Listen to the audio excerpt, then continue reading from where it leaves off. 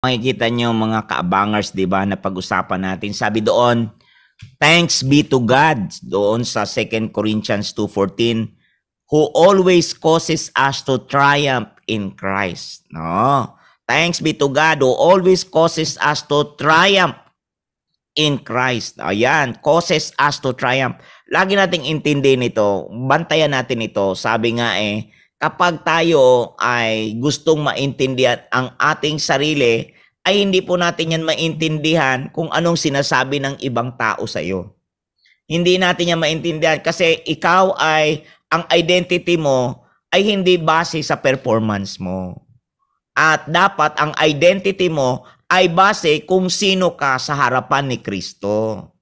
Ayan, dapat yan ang basihan. Kung sino ka ba sa harapan ni Kristo? Ano ba ako? Sino ba ako sa harapan ni Kristo? Kasi ang totoong identity, okay? Ang identity is who you are. Ayan. Is who you are in Christ. At madalas kasi ang alam natin, na-identify tayo sa ating mukha. O, mukha, yan, sa harap ng mga salamin. Identify tayo kung sino tayo sa ating mukha. Second, na-identify tayo kung sino ang ating pangalan, ano ang ating pangalan. Yung word na I am, di ba? Ang akala natin, yun ang identity nating totoo. Tayo rin minsan na-identified sa pamamagitan ng ating mga palayaw. O di ba? Ang ating surname. O ang ating apelyido, anong apelyido ka? O halimbawa, Kampoy. Ay, hindi po yan ang identity mo. Identity ng mundo, yan talaga yan. Pero ang identity mula kay Kristo, kaya nga, you found a new identity. Oo, ang identity mo, hindi rin yung gender mo. Hindi yung babae ka o lalaki ka. Hindi po yan. Ang identity mo, hindi rin racial group. Na Ifugao ka ba, Bisaya ka. Yan yung mundo. Identity ng mundo, ganyan lagi. Pero pag you found a new identity, hindi rin po nababase sa social status mo that I am a leader, I am a pastor, I am a businessman, Hindi po yan ang social identity mo para sabing ikaw yun ay yun lang yun. Hindi po natatapos doon. Hindi rin po ang totoong identity mo ay nandoon sa experience mo. Kung ang mga experiences mo ang identity, paano kung lagi ka nalang bigo? O ay, nandyan si bigo. Ay, nang pangit naman ang identity mo. And hindi rin talaga hindi ka rin na-identified yung doon ka laging victim, I am failure. Hindi ka rin na-identified sa ganun. Hindi ka rin na-identified dahil ikaw ay dahil sa performance mo. Hindi po yan. Yan ay secondary lang. Ang primary mong identity ay walang iba ay yung mabuhay ka sa salita ng Diyos. Mabuhay ka na kaisa ni Kristo. Kung sino ako ngayon dahil kay Kristo. O di ba? Merong tinatawag na divine exchange. Ang buhay ko natatago kay Kristo. Sabi ng Colossians 3 verse 3, ang buhay ko natatago kay Kristo. At kapag naitaas siya, itataas akong kasama niya at makakahati sa karangalan niya at tinanggap at makakahati sa karangalan niya at tinanggap niya ako. Itong matindi. Ang laging identity na laging china-challenge ni Satanas ay ganito, if you are the Son of God. Yan ang identity lagi. If you are the Son of God. Ang pagiging anak mo ng kataas-taasang Diyos, iyan ang greatest identity. Iyan yung identity na na-discover dapat lahat ng tao. Yung anak ka ng Diyos. Yung ambassador ka ng Diyos. Iyan po yan, yung maging citizen ka ng langit. Iyan po ang matinding identity. Iyan po ang pangmatagalang identity na ito yung nakalubog ka sa buhay ni Kristo. Yung buhay mo ay nabaptize sa kanyang, na-define sa kanyang spiritual identity mo, nakadefine yung inner man mo kung sino si Kristo Jesus at kung ano yung pagkatao mong panloob, yan ang lalabas mo sa pagkataong panlabas. Kaya nga ang totoong success ay ito thanks be to God who always causes us to triumph. Kaya nga, as a man think in his heart, so is he. Yan po ang totoo mong identity. Ang identity mo ay walang iba kundi si Kristo Jesus. Otherwise, kung ang identity mo based on performance, kapos yan. Kasi minsan, yan ay, alam mo ay naluluma yan. O, halimbawa, kung ang identity ko ay manganganta ako, pag nag-edad ako ng 60, iba na ang boses ko noon. O paano pa yung identity kong totoo? O, di ba? Pag kumupas yon, ano na ngayon yon? O nasaan yung sustainability ng pagiging mo? Kaya nga, kung ang ikaw ay identified ni Kristo Jesus, laging binabanggit ito yung lifestyle mo sa Diyos ang pinaka-the best ng identity. Lifestyle with God.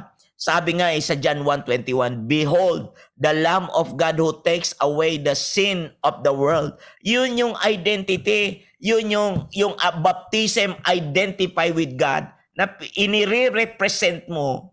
Sino si Kristo Jesus? Yan ang identity ko.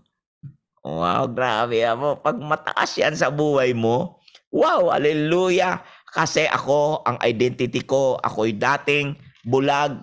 Ngayon ay nakakakita dahil nagkaroon ako ng mata ng pangunawang kaisa ni Kristo. O diba? Napakahalaga niyan. Ang hirap naman yung laging forever pilay ang tawag sa'yo. Ang pangit na identity yun. O paano kung bigla kang pinagaling ni Kristo? O yun ang napakataas na identity. O di ba?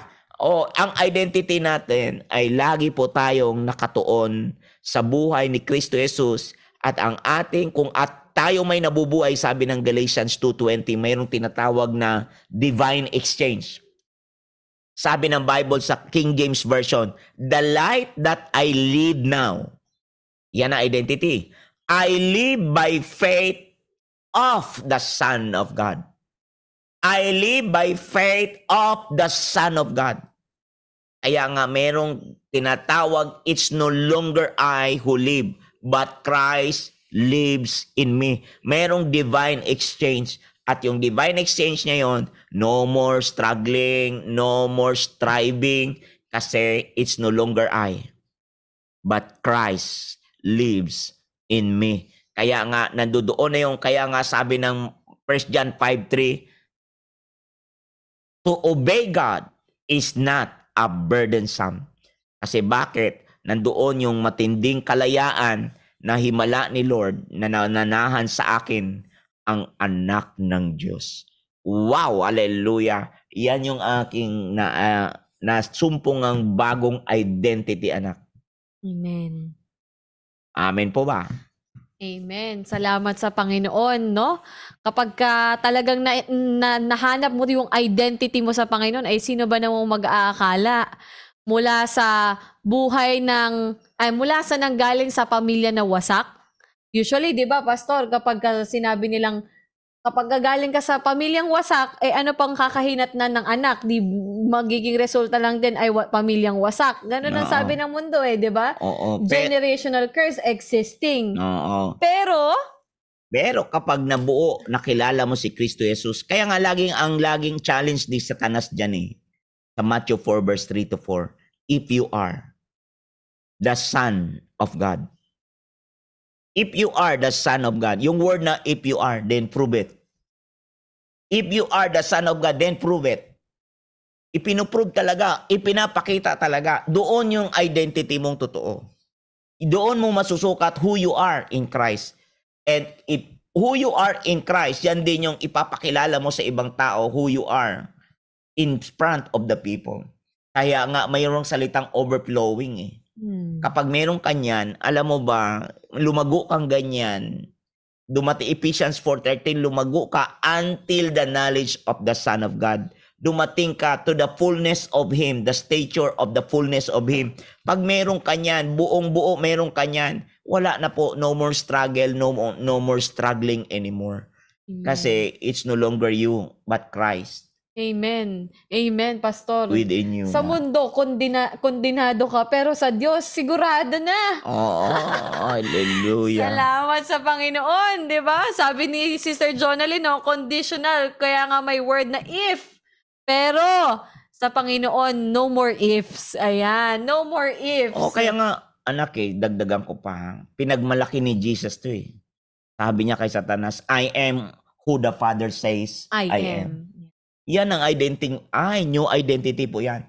I am who the Father says I am. Wow. Napakaganda na. Salamat sa Diyos. I am who the Father says I am. Grabe, no? Kung ano yung Pastor. sinabi ng ama ko sa langit, yun ako. Hindi kung ano yung sinasabi ng kapitbahay sa akin, yun ako. Ang laki ng pagkakaiba. Hindi yung ano yung sinasabi ng tao sa akin, yun ako. Hindi. Kung ano yung sinasabi ng ama ko sa langit, yun ako. Amen. Amen. Hindi ka na-defined ng kahapon. Hindi lahat. Hindi na. Ng iyong hurtings, ng iyong performance, ng iyong racial background, hindi ng racial group, hindi ka doon. Isang bagay yon sa sanlibutan. Yeah.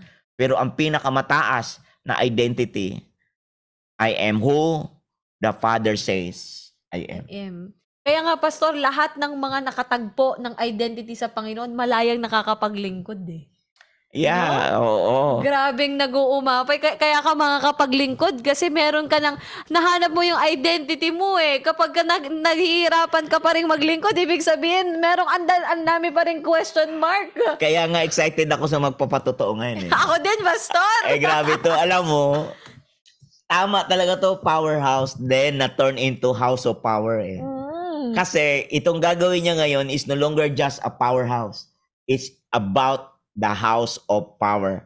Because he is already the dwelling place. Amen. Sa 1 Corinthians 3:9, we are the house, we are the field. Amen. Diba? We are the house, we are the field where God loves to dwell. Wow. So that is the place where God loves to show it to the world. Amen. And that's why we became the house of power. Aba, Pastor, wag na nating patagalin. Yeah, talaga. Alamin na natin ano ba ang naging kwento ng kapatid natin ngayong hapon.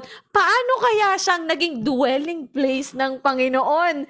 Ano kaya ang naging kwento nila ano kaya naging love story niya sa Panginoon? Paano niya nahanap ang kanyang identity sa Panginoon? Alam mo anak, ako nung nandoon kami doon sa kanilang synergy.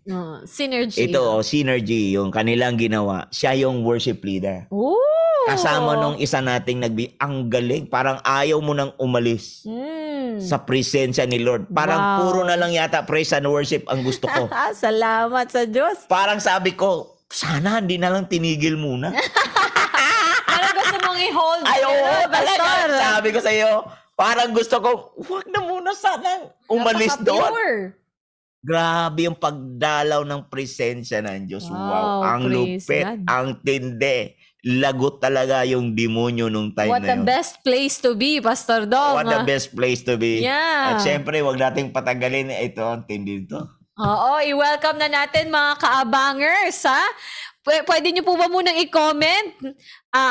Newfound identity. Yan. Oo, Newfound identity. At habang nagko-comment kayo, wag na natin patagalin. I-welcome na natin all the way from Angeles City, Pampanga, from the church Powerhouse. Yan, power na power. tindi.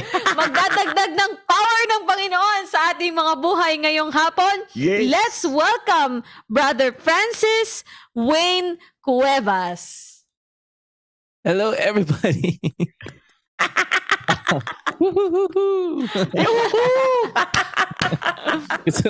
Natawa kasi ako sa Francis Wayne kasi hindi lahat alam yung Francis eh. Oh, okay. But yeah, hello po sa inyo lahat. Good afternoon po, good evening sa ibang lugar.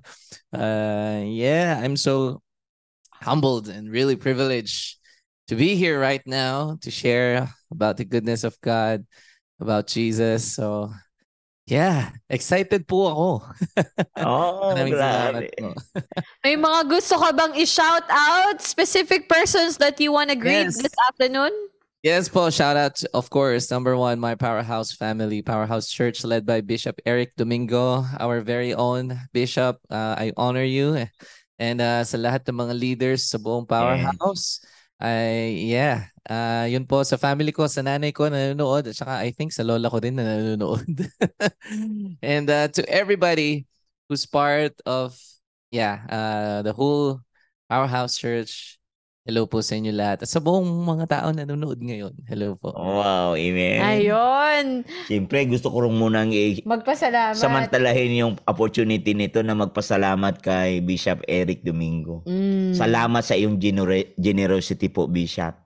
At hindi mo pinagkait ang mga anak mo sa iyong bahay para ipagmalaki si Kristo Jesus sa Amen. loob ng bahay, paanong nagsipaglago ang mga batang ito. Kaya nga power talaga, Pastor, no? Kaya Amen. powerhouse kasi hindi pinagkakait sa sarili. Oo Kundi nga. talagang spread natin yan, di ba? Kwento ni Jesus. Ayan, diretso na tayo, Pastor Dong, no? Sa ating Okay, kwentuhan. Ngayong hapon. Kuya Wayne, pwede bang bigyan mo kami ng introduction tungkol sa'yo? Sino ka? Ilang taon ka na? Ano pa ba? Sige. Sino ang parents mo at paano kayong tinaguyod ng parents mo? Mhm. So una-una po, I'm Wayne Cuevas. I'm 27 years old. At lumaki po ako dito sa Angeles City, Pampanga. Nag-aral ako ng elementary hanggang high school, second year high school. And then nag-move po ako sa Baguio City ng third year high school hanggang college. So nag-stay po ako doon ng 5 years. So yun po yung background namin sa family when it comes to belief is hindi talaga parang kilala lang ang pangalan ni Jesus. Pero alam lang yung pangalan niya. Pero hindi talaga may relasyon sa kanya. So, nauna po akong napunta dito sa church. Tapos sumunod po yung nanay ko. So, ayun po. And yun po yung, actually, that was 7 years ago. 7 years po ako. 7 years ago na napunta po ako dito sa Powerhouse Church. And si nanay ko po ay nandyan nanonood. Si Rome Escorpizo. Shout out to my mom. At saka sa lola ko po, nanonood sila sa bahay ngayon eh. So I grew up without, kaya the reason why it's newfound identity kasi I grew up with a broken family. I grew up without having a dad. So nung linabas na po ako sa tiyan ng nanay ko, wala na po yung tatay ko. So yun po yung konti pa lang yan. Konting story pa lang yan. Pero yeah, yun po. Sige, kuya, pag-usapan natin yung simula ng iyong buhay. Pero bago yan, merong nagko-comment dito si Sister Jonalyn all the way from USA. Sabi niya, Brother Wayne, na-stalk na po kita sa Facebook. Ang ganda ro ng boses mo at nakaka-bless ang ginagawa mo for God's glory. Praise God. Amen. Ayan. So, sige kuya, sabi mo kanina, your dad left you before you were born, tama ba? Yes. So, up to this day, wala ka masyadong idea who your father is? Or meron? Well, after 18 years, when I was 18 years old, I started looking for my dad, my real dad. So, nung nasa Baguio po kasi ako, my mom got married na taga Baguio and he became my stepdad that time. Okay, sige. Before tayo mag-proceed, kuya, dun sa mga, gusto ko lang, muna natin, stage by stage muna tayo, Yes. ha?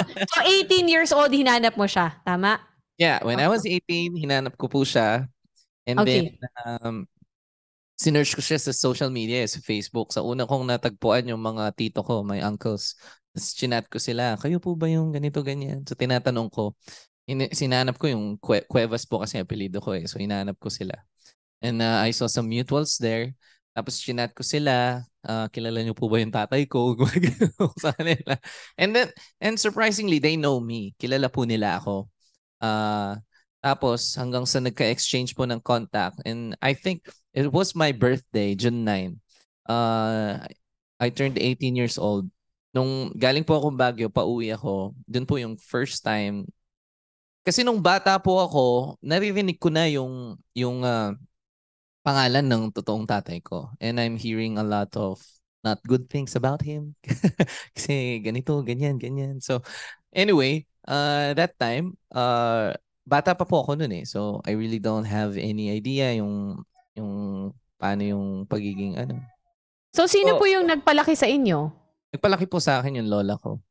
Shout out to my Lola who's watching. Ayun, ang Oh. galing. So, nasaan yung mom mo during that time na si Lola? Bakit si Lola mo yung nagpalaki sa'yo? Ito na, ma, sorry, ibubunyag kita ha. So my mom got pregnant at a very early age. It's around 17. So, nung time na yon medyo, yun, unang lumabas yung kuya ko. So, may kuya po ako. So, syempre, nung time na yon dahil bata ka pa, yung mga magulang talagang medyo hindi sila, pabor doon dahil you're still young. Which is understandably, ganun po yung nangyari. So, anong nangyari? Parang hindi man po talaga din ako pinlano na dahil ng pangalawang So, dahil bata pa po yung nanay ko, which is I really understand because lahat naman po ata ng mga kabataan may mga stages na pinagdaanan na parang naging late bloomer po kasi siya dahil dahil nga na maaga yung nanganak siya. So, kaya nangyari, naiwan po ako sa lola ko. Sa kanya po ako lumaki. Siya po yung talagang nag-aruga and all. Nagpalaki sa akin, tsaka sa kuya ko. And my mom was, I think she's working. And nung time pong yun nga, tulad po ng nasabi ko, medyo late bloomer po siya. Kaya most of the time, she's not around at home. Ayun po. Yes. Okay. So, ibig sabihin, dahil absentee, sorry po sa word, naging absentee, kaya naging lola, yung kinailangan na mag-rise up. Yeah. How old were your mom nung she had you? 17 sa elder brother mo, right? I think 19 po siya noon. 19. Or 18. I'm not sure. Ma, comment down. Basta teenage Comment down days below. niya. Yeah, teenage days po.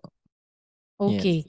So, growing up, punta tayo sa mga elementary days mo, not present si mommy, si lola lang yung nagpapalaki. Paano kayo dinidisiplina ng lola mo? Yung love and discipline. Lagi po kaming napapalo sa lola dahil matigas ang ulo ko noon Talagang, pero I think medyo spoiled din ako when I was a kid kasi lumaki po akong sakitin before. Talagang para bang I was injected with a curse of sickness before kasi every year balik-balik po kami sa hospital. Because when I was a baby, nung pinanganak na po ako, nung baby pa lang po ako, nagkaroon ako ng parang symptoms of leukemia. At binabalik-balik daw po nila ako sa Manila para magpagamot and all. Tapos growing up, when I was in prep or elementary, naging sakitin po ako noon. Talagang maraming beses po na nagko-collapse ako. And I was also epileptic. Nag-epilepsy din po ako noon. Tapos hanggang yun, even nung nag-high school pa nga po ako, nagkaroon ako ng pneumonia and typhoid fever na sabay, na dengue pa, kung ano-anong mga experiences din po pagdating sa sakit. Yun. Parang yearly talagang suki ako dito sa hospital dito malapit sa amin. Lagi kami bumabalik dyan dahil sa naging kalagayan ko. And bone marrow ka pa lang. Yeah, at the age of 3 months only. Imagine. Oh, grabe. Sunod-sunod. So, Yes. ilang taon ka nung you started getting healthier? Oh, I think that's the moment when I accepted and committed my life to Jesus Christ.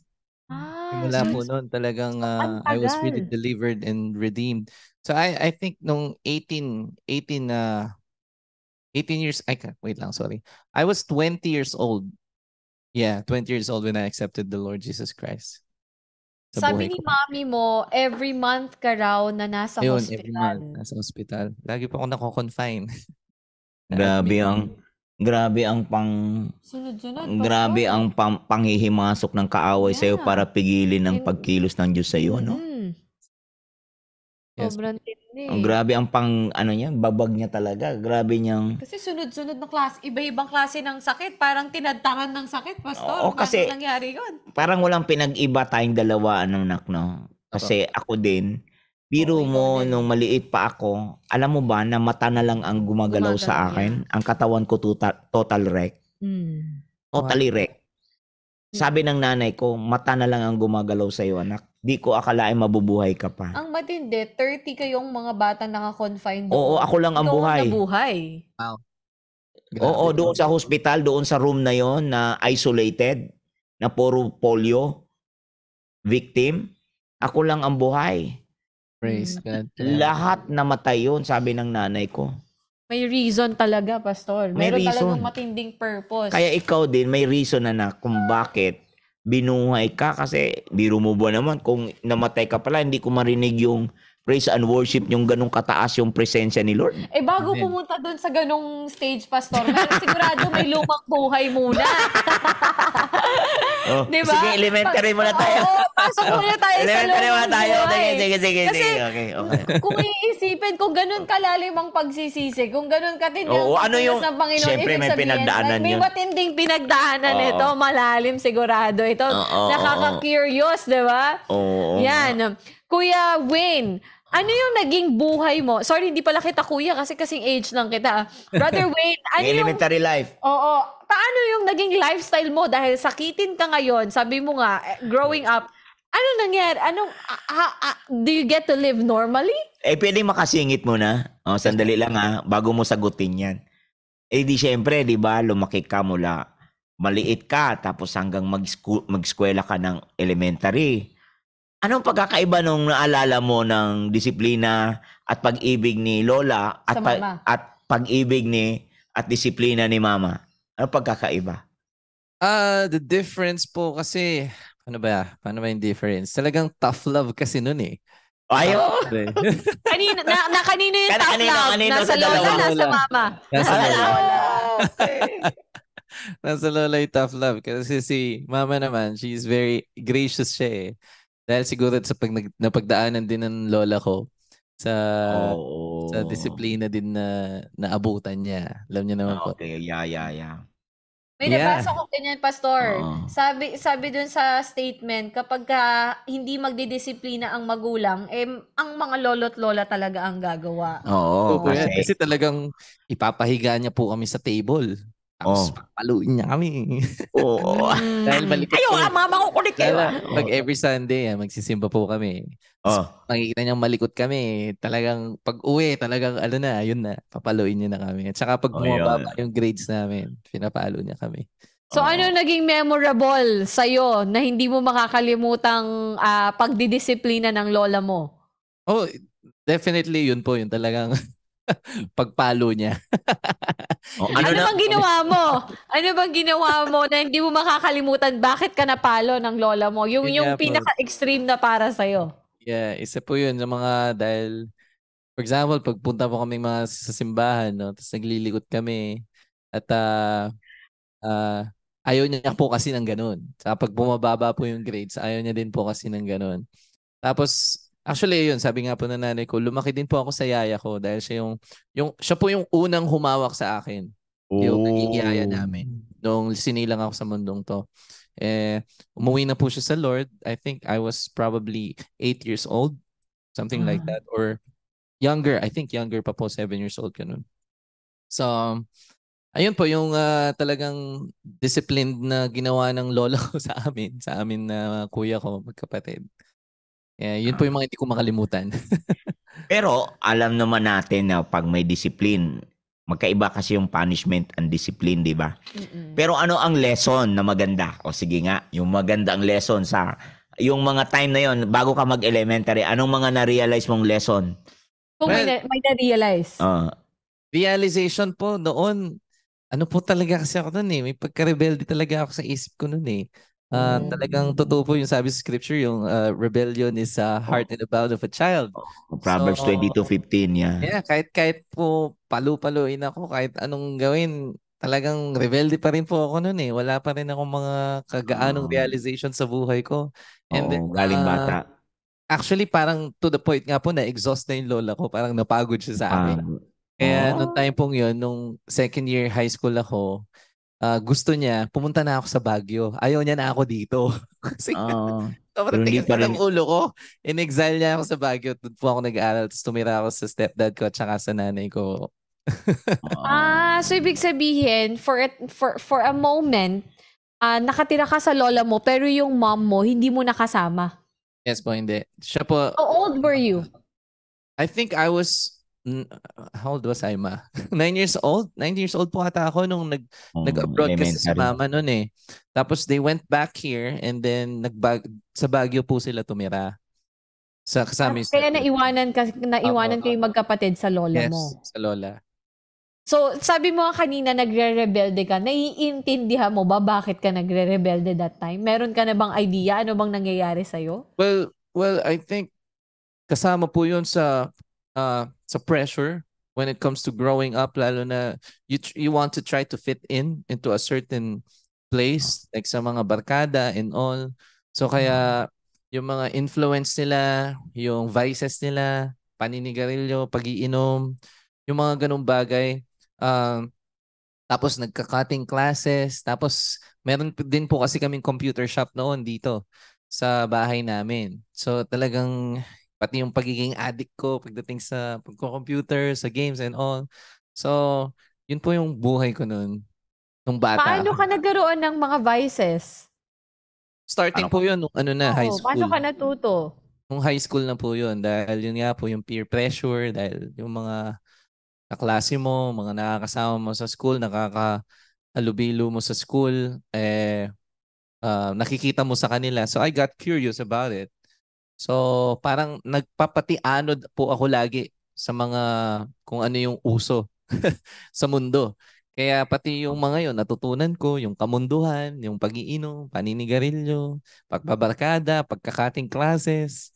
Parang yun po yung mga karumaldumal na ginawa. Sabi ng mami mo, I was not aware, rebellious ka. Alam ko kasi spoiled ka kay mami, Yeah, kay lola mo. At the same time po, yes, I was spoiled. Kasi nga po, yun nga, growing up dahil naging sakitin po ako.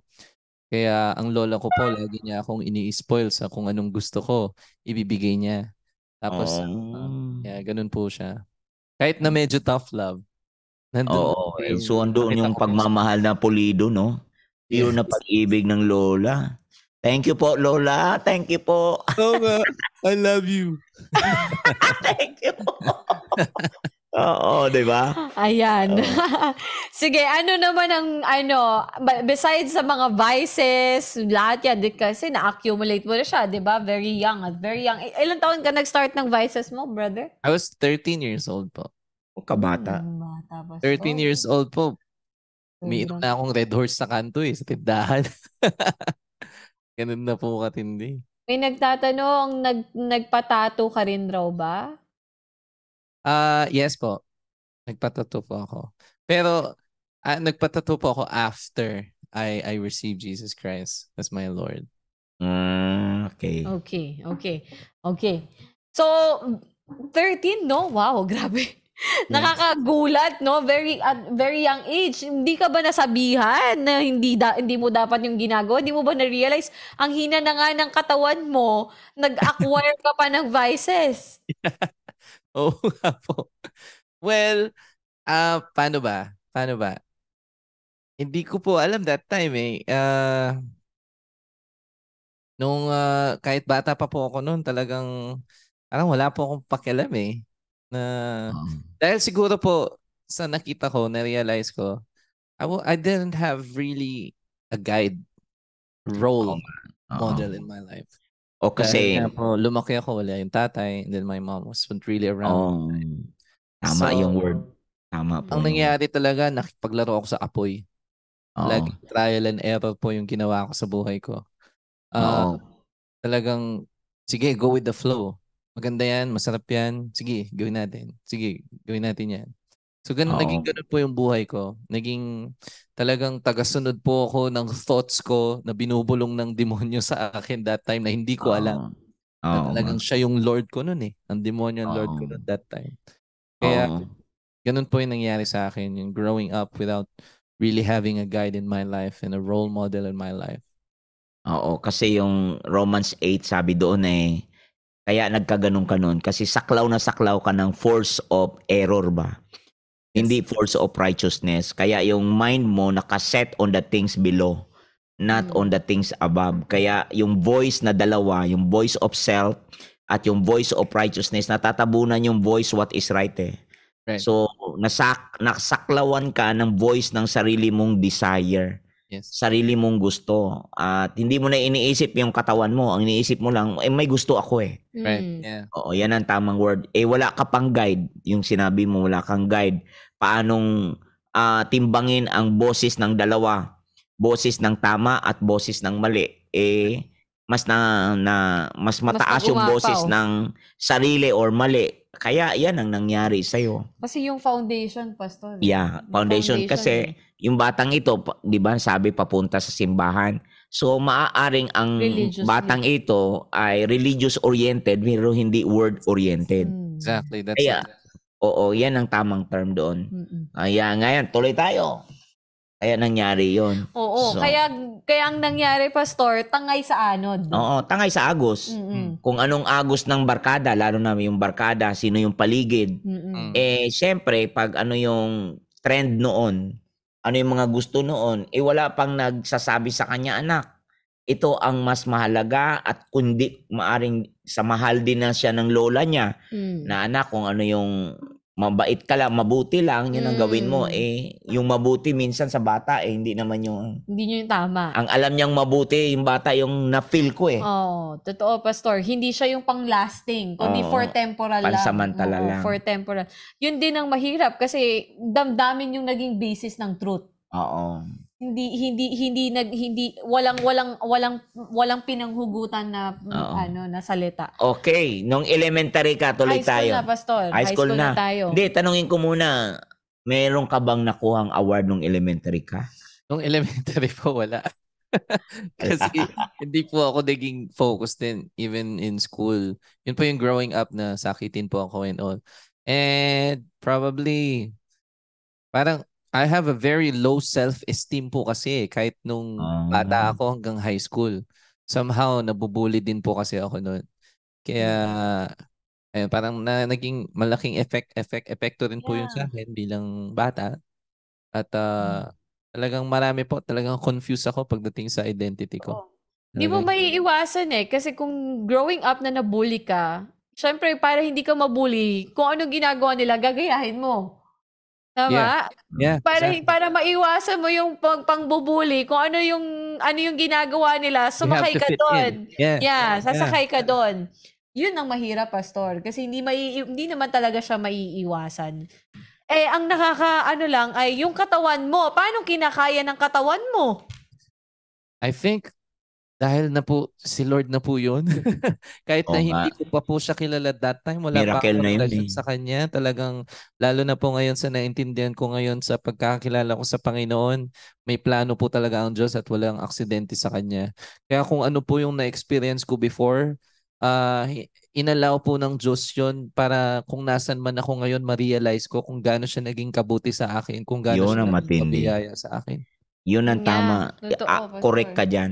Ang sabi ni Larry Bautista, Hindi lang ba siya nagwawala? oo, hindi ka ba nagwawala o nang aaway pag nalalasing? Hindi naman po. Hindi to basta Hindi naman bulero. Oo. Ano lang, Pero ano ba na-experience ko na rin naman po yung mga nakikipag-away-away. Pero hindi naman po talaga ako war freak. Buti na lang ganun. Ano ba yung ginawa mo? Bakit umabot na si lola mo sa sukdulan na give up na siya sa'yo? Ayun nga po, dahil mababa na yung grades ko, hindi ako pumapasok, nagkakating ako, at puro ako barkada. Hanggang sa parang na-fed up na siya na doon ka na sa nanay mo, sa Baguio, doon ka na tumira, doon ka mag-aaral. So, ganun po yung nangyari. Kaya umalis po ako, dumiretso akong Baguio, doon po ako nag-aaral. So pagdating mo ng Baguio, ayan, paano mo prinases sa sarili mo na yung mommy mo may bago ng pamilya? Well, actually ako naman po, very open naman ever since na kapag ang nanay ko magkaroon ng family, karelasyon, okay po ako doon. Talagang, actually yung naging stepdad kong doon, yung time na yon growing up, lumaki din po ako sa kanya ng mga konting years, pero para sa akin po, it's a great experience, lalo na yun nga, growing up without having a dad. Talagang, kumbaga, na-feel in niya somehow yung longingness ko of wanting a father kasi talagang may bonding kami nun eh. Nag-games din po kasi siya. So parang kaming dalawa, we do that and we had a good conversation. But the thing is, siya po, yung stepdad ko yun, he was an atheist. Atheist po siya. So somehow, yung pagka-skeptic niya, na-adapt ko rin po yun eh. Growing up in Baguio. Naging skeptic din po ako noon eh. Talagang dahil yun nga, siya kasi mga paniniwala niya, share niya sa akin, paano kung fiction lang yung Bible, walang ano yan. Si Jesus talagang pinlat lang nila yan para lang sumikat siya. Ganun po siya mag-isip nun. Tapos he was saying about evolution and all, the Charles Darwin theory and all, yung mga pinanggalingan ng tao. So dahil kulang ako sa kaalaman at pag-research talaga, nasasagap ko yun sa kanya, yung pagiging skeptic niya. Ayun. Pero mabuti po siyang naging mabuti po siyang ama sa akin kahit na hindi niya ako tunay na anak. Praise God. Amen. Ang galing. So doon mo nakita yung yakap ng isang Ama. Yes po. For a brief moment, yes, naramdaman ko po yun sa kanya. Bakit brief moment lang? Dahil naghiwalay din po kasi sila ng nanay ko. That's why. Okay. Kasal sila? Kasi yes, up until now, kasal po sila. Although meron namang conversation, meron namang nangyaring Okay. Yeah. Okay, diretso tayo doon sa high school life mo, no? High school ka pa ba nung pagdating mo ng Baguio? Yes po, 3rd year high school po ako doon hanggang 4th year high school. Doon po ako nag-graduate ng high school. Okay. So, nung graduate, any memorable experience na hindi mo makakalimutan? Siguro po, nung time na yon dahil nasa Baguio po ako, parang medyo na-shock lang ako ng konti, culture shock lang ako ng konti. Lalo na nung high school, sobrang laki ng school dahil National High School po yung pinasukan ko noon. So, hanggang doon, binubuli pa rin po ako eh. Pero patuloy pa rin po yung nagkaroon ako mga bisyo, tas barkada and all. At doon din po ako nagkaroon ng first girlfriend ko that time. Nung high school po ako sa Baguio City. At yun.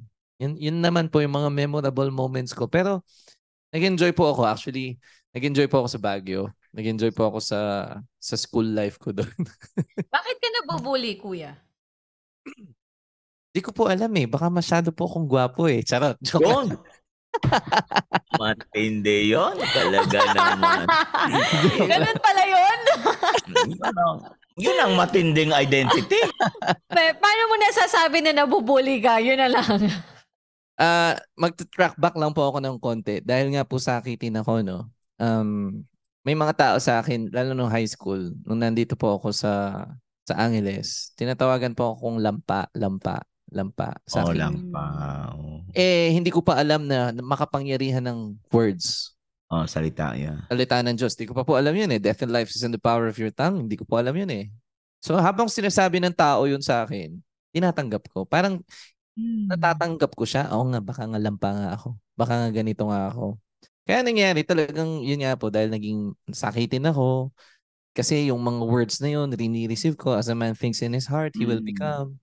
So, hanggang yun po, nung high school ako, ganun. Tapos nung sa Baguio naman po, when it comes to bullying, siguro binubully nila ako dahil meron po akong girlfriend na gusto din nila. Kaya, yun po yung pagbubully nila sa akin nun. Pero yung pagbubully na na-experience ko dito sa Angeles, nung high school ako, tsaka elementary, yun po dahil sakitin ako. Kaya, ayan, sinasabi nila about sa akin na mahina ka, ganito, lampa ka, and all. So, po siya, nasagap ko po siya. Hanggang sa buti na lang, may plano ang Diyos. He broke all of that curses in my life. Praise Amen. God, malaya na ako. Kaya sabi ni Pastor Walter, totoo po yun, kaya bawal ang masyadong gwapo. Mahirap talagang sobra. Lahat ng sobra. Nako. Ayan. Nabanggit mo, Kuya Wayne, no, na ikaw ay nagkaroon ng girlfriend. Anong year ka ba nung time na yon? Ano po ako noon? Magfo 4th year high school po ako noon. Magfo-fourth year. Isa ba sa pogi problems mo ang maraming nagkakagusto? Oh my gosh. Oh my God. Hindi ko. Hindi po kasi ako focus talaga din dun eh. Yung pagdating Oo. sa mga ibang tao na parang nagkakagusto sa akin. More on, puro po ako kasi barkada talaga nun. Puro games, gano'n. Tapos, ayun. Ganun po So, yung hindi nasa... mo napapansin kung may mga nagpaparamdam na sa'yo, ganon? Hindi ko po masabi kung meron. Siguro po meron, tas wala lang akong idea. Ah. So, ano nangyari? Paano ka nagkaroon ng girlfriend? Ay po, noong time na yun, I saw this, yung naging first girlfriend ko, nakita ko po siya sa school. He was in a special section that time. Ako, nasa lower section lang ako. So, ayun po, linigawan ko po siya. Dahil, ito naman po yung pinagmulan nung pagdating sa pakikipag-relationship ko. Kasi dumaan din po ako sa maraming relationship na hindi nag-workout. Maraming beses hindi nag-workout. Kaya, para bang, dahil siguro po, yung longing ka. You're longing for someone to love you. You're longing for someone that you will feel that comfort and love from other people. Or for example, sa family na parang bitin. Parang bitin. So, ang tendency, ganun po yung ginagawa ko. Naghahanap ako sa iba. Naghahanap ako ng relasyon. Di ba sabi mo hindi mo pa focus? Ano nangyari? Noong time pong yun, ano pong hindi ko focus? Sorry. Di ba sabi mo hindi mo focus ang relationships? Focus mo puro mga barkada, bisyo. I think Paano nag-start yun? yung hindi ko po focus yung mga ibang babae. Sinabi niyo po na hindi ko po alam Okay, kung okay. sa akin. Ayun. Ayun. Tapos ayun po, third year high school. Going fourth year high school, dun po ako nagka-first girlfriend. Bago ka nagka-first girlfriend, marami ka na bang niligawan? Paano po ba? Ligaw. Siguro po, nagugustuhan. Tapos, torpe po kasi ako nun eh. Sobrang torpe ko nun eh. Kahit nung high school po ako, first year high school dito, tsaka second year, may mga nagugustuhan po ako. Umaamin naman ako sa kanila. Pero, hindi po nag-move from there. Kasi, sobrang torpe ko po. Sobrang, alam niyo po yun, yung hindi ako mapakali. Tama ka, mami mo nagsabi marami pong nagkakagusto kay Wayne.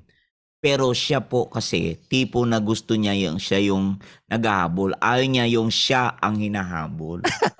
Kaya nga, torpe. Sabi niya, torpe nga talaga. Nanay na to, maniwala tayo sa nanay. Oo nga, Pastor eh. Yan nga, sabi nga, di ba? Sabi raw ni Pastor Walter, mahirap daw talaga ang pogi problem, sinuhuli ng pulis. Pero sa akin, isa na rin yan sa pag-iingat ni Lord, no? Kasi para wag maonsyami yung wag mapadali yung yung mga bagay na sanlibutan. Totoo, Oo. Pastor. O sige, nung high school ka, ikaw ba ay may natanggap ng mga award? O Nung high school, wala din po eh. wala din. Dahil tumatalon-talon din po ako sa eskwelahan namin para mag-cut ng classes eh. Kaya sa mga nanonood po dito, lalo na mga kabataan, ay naku, wag niyo po akong gayahin. Huwag niyo po gayahin yung mga ginawa ko noon, lalo na kung may nagga-guide na sa inyo. Buti graduate ka. Ayun po, High school. sa biyaya ng Panginoon, dahil mapalad din po yung mga naging teachers ko, very gracious din po sila na mga may pinapagawa sila para makahabol. Kasi may time po talaga na bumagsak ako na hindi ako maka-move forward. Third year high school po ata ako noon. Parang hindi ako makapag fourth year dahil nga meron po akong naiwan na bagsak. Pero very gracious po yung naging mga teachers ko. May mga pina-follow up lang silang project na gagawin ko. Tapos ayun, pumasa po ako. Oo. Pero alam mo, gusto kong balikan yung salita kanina. Salamat dyan gusto kong balikan yung unang kanina, yung sinabi mo, naghahanap ka ng longing. May longing ka. Kung saan ka, paano mo matuklasan ang sino ka. Yun, kaya naghahanap ka ng yakap. Yeah. Ano sa tingin mo? Ano pang merong pang hinahanap mo doon sa area na yun?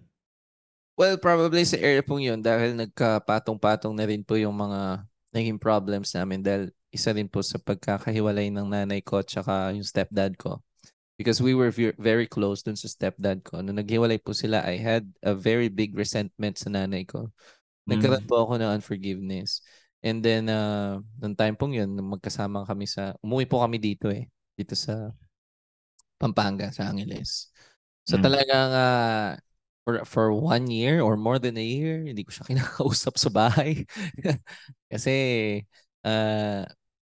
sarado yung puso ko pagdating sa gusto kong naging bias ako dun sa stepdad ko. At dami po nangyari and all. So, nagkaroon ako unforgiveness and resentment and all. Di ko siya pinapansin for more than a year na magkasama sa bahay. Pero, tapos yun po yung time na I was really longing na nag-engage po ako sa mga relationships, na pumasok ako sa mga relationship na hindi laging nag-workout, na akala ko sila yung problema, ako pala ang problema. Mga ganong bagay po. Tapos talagang, yun po yung time na napagod ako. As in, napagod ako. Like, lalo sa field po kasi ng work ko, after ko po kasi sa high school, nung nag-college ako, hindi ko po kasi natapos yung college ko sa Baguio. Dahil, yun nga, nagluloko-loko pa rin ako. At wala akong talagang direksyon sa buhay. Dahil puro ako barkada and all. So, pinatigil po ako sa pag-aaral. So, I have to do something. Nung time pong yun, nung pinatigil ako sa pag-aaral, parang na-fed up na talaga sila sa akin. And then, nung time na yun, naghanap po akong trabaho. At ang hilig ko po kasi music. Yung tumutugtog. So, una ko pong mga naging trabaho is pumapasok ako sa mga bar para magkaroon ng gig.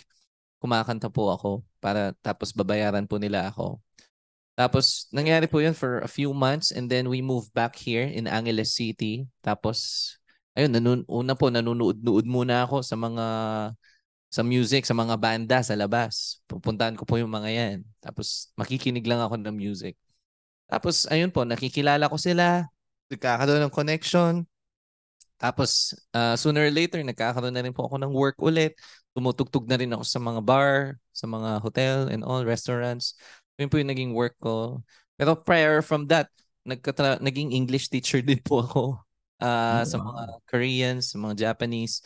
Tapos nag-try din po ako ng call center na hindi rin naman po tumagal, 1 month lang ata. Tapos nag-music teacher din po pala ako. Nag-music teacher ako sa mga young kids sa isang music school. But after the music school, doon na po ako nag-full-time na musician na tumutugtog as my work sa mga events, sa mga wedding. Kaya kung may mga wedding po kayo, contact niyo po. May mga birthday, di po? Nag-sidetrack po, no? Joke lang. Pero ayun po, yun po yung trabaho ko ngayon, full-time ngayon, yun po yung ginawa ko. Ibig sabihin, Pastor, para matapalan kung ano yung mga nararamdaman niya, pinuno niya yung sarili niya ng activities. Tama ba, Kuya Wayne? Yes, kasama din po yun. Yung tumutugtog ako sa labas. Malapit na po ako noon eh. Talagang lumalaki na yung ulo ko din noon dahil mga tao, pagkakanta ako, yung alam niyo po yung mga normal na nangyayari sa mga musikeros. Yung tinangkilik ka. Yung pupurihin ka, kuya, ang galing-galing mo. Tapos, yun, after that, magiinuman lang kami. Tapos, puro party and all. Ganun po yung naging buhay ko noon. Tapos, naging ano rin po ako, alcoholic din po talaga ako noon. Bakit mo sinisi yung mommy mo? Dahil siguro nga po, yun nga, dahil super close kami ng stepdad ko. Tapos, nung naghiwalay po sila, sinisi ko siya, bakit ganyan na... Kasi sobrang close po kami noon eh. Parang na-hurt po talaga. Yun nga po, dahil growing up without having a dad, this is my chance. Parang ganun yung nasa isip ko. This is my chance to have a father. Bakit ganito? Bakit ganyan? So yun yung nasa isip ko noon. I was being very selfish about it. Not really understanding why it happened. Naging sarado po yung puso ko doon, yung isip ko doon. Kaya ganun po nag-grow yung resentment sa puso ko. Yun, dyan ba nag-start? Ginusto mo nang hanapin yung daddy mo? Wait lang po, I'm trying to recall my memory. Actually, I think yes po. Yes, I think yes. Kasi 18 years old ako, alam ko naghiwalay po sila nung ng stepdad ko eh. So yun po yung time na hinanap ko yung real dad ko. Which is Mm. nahanap ko po siya. Actually. Praise God, nahanap ko po siya. Kaso hindi po masyadong naging ano yung relationship namin. Hindi naging close. Parang nakilala ko lang siya. Pero wala talagang closeness na nangyari. Tapos nakilala ko rin po yung mga kamag-anak ko sa kanya, mga pinsan, mga tito, tita, and lola ko din, nanay niya. Nakilala ko po sila. Nung nakilala mo ba sila, merong nasettle sa puso mo or mas lalong tumindi yung resentment sa puso mo? Nung time pong yun, parang resentment po kanino? Sa nanay? Oo. Kung Um, kung ano yung nagiging burden sa puso mo? nung Ano ba nakilala yung ko, heart mo sa daddy mo nung nakita mo ba siya? May galit ka bang naramdaman or masaya ka? meron pong, siguro I think meron din po na questions na bakit, ano nangyari. Parang, bakit nung sinilang ako wala ka? Mga ganun. Mga gusto mong itanong sa kanya. Pero parang, napunta sa isip ko, what's the point if I ask this question? It already happened. Parang nandun na po ako sa stage na kahit na wag ko nang tanungin, it's okay. Parang ganun. So, nung nakilala ko po siya, okay naman. Somehow na feel ko yung, oh wow, this is my real dad. Parang ganung moment na, oh, tatay ko Mm. to. Pero everything I realized when I received the Lord, talagang everything is temporal. Lahat po ng mga bagay na yun in the emotional level, like having a father in an earthly realm, sa earthly father, even earthly mother, everything is temporal. Although everything is a gift from God, Yeah, yes, true. talagang i-cherish natin. Parang nung time pong yun, napuna siya ng konti, pero nawala din. Tapos yun na po yung nag-engage ako sa mga relationship. Hmm. So, paano ka napagod? Ito na po. So ito na nga. Ganda niyan. So, I engaged into a relationship that at first hindi nag-work out. Tumutugtog po ako isa sa isang bar and may nagustuhan po akong isang katrabaho ko doon. At nung time pong yun, hindi nag-work out. Talagang wala, it really doesn't work out. Nung high school po kasi yung first girlfriend ko, nag-break din kami dahil for some reason nag-break kami. Tapos I moved here in Angeles City, tumutugtog sa labas, yun na po yung trabaho ko. At isang mga nakatrabaho ko, ayun, meron po akong nagustuhan at hindi nag-work out. Talagang na-reject, may rejection na nangyari. And then after that rejection, I was really broken and I also met another person which is anak siya ng pastor that time. Uh, so, anong nangyari, parang nag-connect din kami because she was also broken. I was also broken. And we ended up being together but without a label. So, yun po yung nangyari. Hanggang sa, it didn't really work out as well. Kasi, pagsamahan mo yung dalawang broken, books, Mm. Abog yun. explosion. Tapos, ayun po, dumating po ako sa point na talagang napagod ako. Napagod ako sa chasing. I was yung habol ng habol. Yung nagiging, akala ko nagmamahal ako. Nagiging selfish pala ako. Nagiging selfish ako sa point na gusto ko ma-feel ito. Gusto ko maramdaman ito. Gusto ko ganito, ganyan, ganyan. Kaya ang nangyari po yun, napagod ako. At for the very first time in my life, I was at home. Talagang na-witness din naman po ng nanay ko to. Talagang lagi akong tulala. Ayoko nang magtrabaho. Ayoko nang gawin yung mga ginagawa ko. Sa buong buhay ko, first time ko po nagdasal na very, very intimate and very, very heartfelt sa Lord. Dahil nga po ang tawag dito. Yun nga po, dahil skeptic, may pagka-skeptic ako noon. Ang sabi ko sa Lord, tulungan mo ako. Habang umiiyak po ako, tulungan mo ako sa sitwasyon kong to kasi ang sakit-sakit. Ayoko nang maramdaman ito. Kung Mm. totoo ka, pakilala mo, magpakita ka. Do something. Something like that. So, iyak po ako ng iyak. And then that time, after I prayed, walang nangyari. It's the same feeling. Mabigat pa rin. And I think dito na po papunta yung paano na turn around ang buhay ko.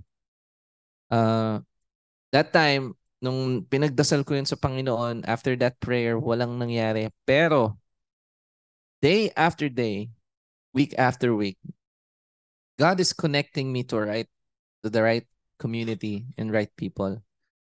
And may mga pinapadala siyang tao sa akin upang i-share kung sino si Jesus Christ at kung anong na-experience nila through Jesus Christ. At meron po akong isang kasama noon, which is si Kuya Denny Castro. Shout out to Kuya Denny. Siya po yung bayista namin sa Powerhouse Worship. Dahil tumutugtog po ako sa labas that time, doon ko po siya nakilala. At kilala niya na rin ang Panginoon sa naglilingkod na po siya dito noon sa church. So nangyari, ayun, sinishare niya po ang Panginoon sa akin at nung time pong yun, wala akong pake talaga. Kasi nayan ko lang siya. Parang sarado pa po yung isip ko noon eh.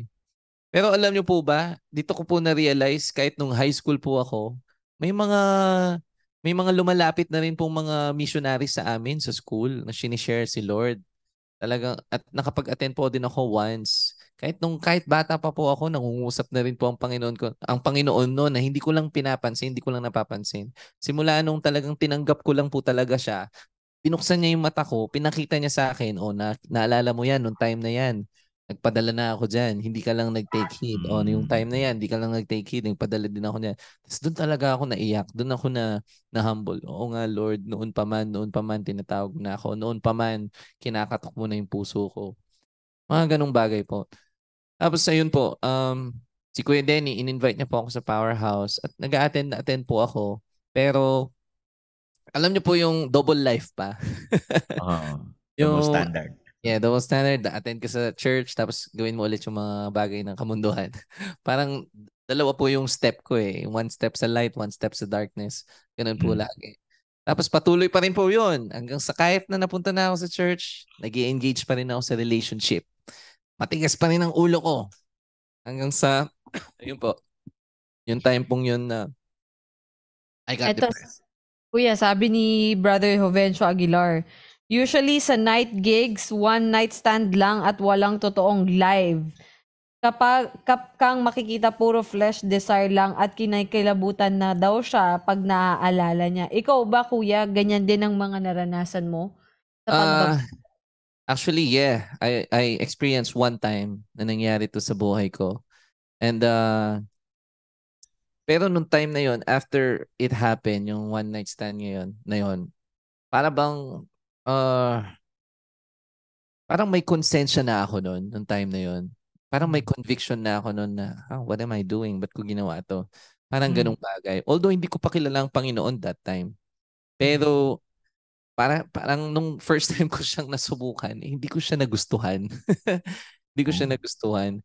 Dahil siguro, ano po kasi ako when it comes to relationship, gusto ko talaga yung pag may nakarelasyon ako, yung talagang mamahalin ko and all.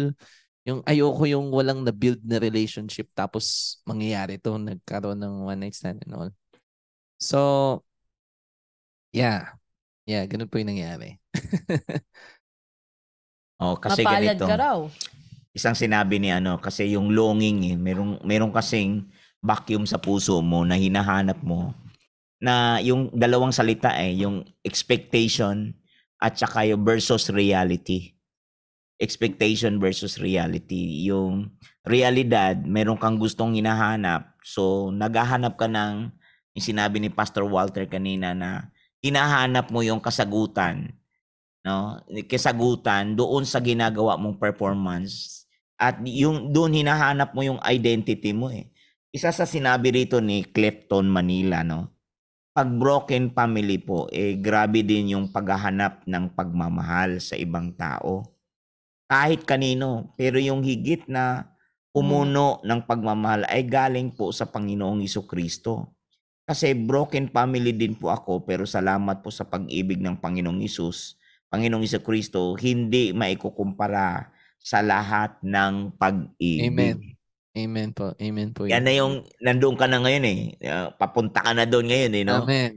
Oo, kaya lang ako sumisingit ng konti kasi parang maintindihan ng mga kaabangers, no? Sa inyong mga kaabangers na hindi po talaga pwede nating papasukin si Lord sa ating sariling gusto. Tayo Yes. talaga, kung gusto mo ng found a new identity, umabot ka talaga sa kapahayagan na papasok ka doon sa frequency na meron ang Diyos. Doon sa signal na meron ang Diyos, hindi yung sarili mong signal. Hindi yung sarili mong gusto, hindi yung sarili mong desire. Kaya nga na kapag ikaw ay dumating ngayon mga kaabangers sa ganitong katayuan, kalagayan, ay meron po talagang tinatawag na spiritual atmosphere. Kaya nga sabi nga yung tanong diyan is what are you? 'Di ba? What are you?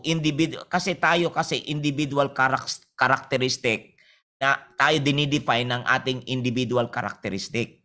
Ano yon? Yung ating pangalan, yung ating relationship, yung ating racial group, yung ating grupo, anong ating apelyido, yung social status natin, experience natin. Yun kasi hinahanap natin doon yung ating totoong identity. Hindi natin nasala ang identity natin, ang hugot natin, kung galing ba ito sa Diyos at kung galing ba ito sa salita ng Diyos. Dagdagan pa ng mga environment, paligid. O di ba? Yung paligid na hindi po naka-align sa gusto ni Lord. Good lang naman din 'yon. Pero hindi naman yung the best na inihanda ni Lord sa atin. Kaya napakahalaga ito mga kaabangers kung sino ang iyong talagang sino yung nagdala sa iyo. Thank you sa iyo, Denny, no? Yung Denny Castro ba 'yon? O yung bahista. Yes. Kasi magka-frequency kayo no? Magka-frequency kasi kayo kasi pareho kayong manunugtog. Meron kayong kumbaga isang DNA na may lingwahe kayo. Na yung DNA na meron kayo, yung lingwahe na yon nag-serve doon sa purpose na pagkakalagyan ng Diyos sa inyo. Ay, maganda yan. Okay, tuloy mo Sabi na. nga ni Pastor, sabi ni ni Tito Jovencio, buti na lang at siya ay hindi na-hook. Ay, oo. Hindi na-hook doon sa ganong pamumuhay. Hindi lumalim. Kasi si Kuya Tito Jovencio, siya personally nag-testify. Minsan na siyang naging guest natin dito sa Daily Life Sharing. Anak ito ng Kernel na nasa ngayon? Nasa Melbourne. Australia na ngayon. Nasa Melbourne. Aguilar family, Pastor yes. Diba? Pamilya ni Aguilar. Oo, diba? Na-hook siya Freddy dun sa Aguilar. pagbabanda-banda niya at na-hook din siya dun sa tinding kasalanan na nakapalibot doon sa pinasukan niyang environment, pinasukan niyang lifestyle. At alam mo, siya mismo nakag-testify, papunta na, distraction na talaga ang nangyayari sa buhay niya. Okay, paabangan mo sa kanila yun. Ano nyo po, hanapin nyo po yun. Pahanapin nyo, mga ka-Daily Life Sharing, yung naging testimony ng ating kapatid na si Brother Jovencio Aguilar. Pakinggan nyo ulit yung naging story niya kasi nakaka-relate siya doon sa nangyari sa iyo At ang maganda sa iyo, bata kang naka-encounter sa Panginoon kasi sa kanya, nakulong na siya Yes, diba? sa Japan. Nakulong dito sa Pilipinas. Dito sa Pilipinas, napunta siya ng Japan. Na-wanted na siya dito sa Pilipinas, kaya siya napunta ng Japan.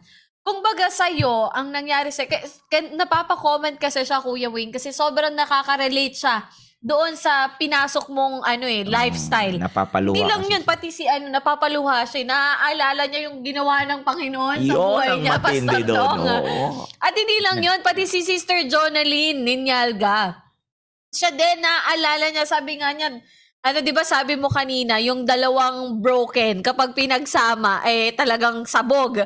Siya naman kasi, dalawang broken silang pinagsama, pero naging prayerful naman din sila. I mean, iba-ibang kwento, pero dahil sa pamamagitan ng testimony mo ngayon, nare-recall na tong mga to, yung ginawa ng Panginoon sa buhay nila. At ang plus mo, Kuya, ay bata kang nakakilala sa Diyos. Yun ang madlupit. Yun ang matindi doon. Kasi Pastor Dong, napaka-importante ng ng kabataan. Edad ng kabataan. Kaya sabi niya sa Bible, 'di ba, remember God in the days of your youth. Oo nga. Kasi kung dumating ka sa age ng papunta ka na sa patanda, Sayang na ang buhay nun, pastor eh. Ang dami nang nasayang eh. Wala naman ding mali sana, no? Oo. Kahit tumanda ka, nakaroon ka ng point of realization. Pero in terms sa ministry kasi, di ba? Strength, in terms of strength. Oh, din, strength, pastor. di ba? Body Okay. age. Sample lang body to, age. sample lang to. Hindi ko dinidegrade o hindi ko ibinabagsak yung mga may edad May na. edad na, okay. Doon na lang muna tayo sa context ng paglilingkod. O di ba, nung ikaw ay bata-bata pa, Lord, naintindihan mo ko. Nung nasa kote ka, nakanto ang buhay mo sa edad na 60, di ba? Naku. 60, sabay sabi mo, Lord, ibinibigay ko na ang buhay ko sa iyo.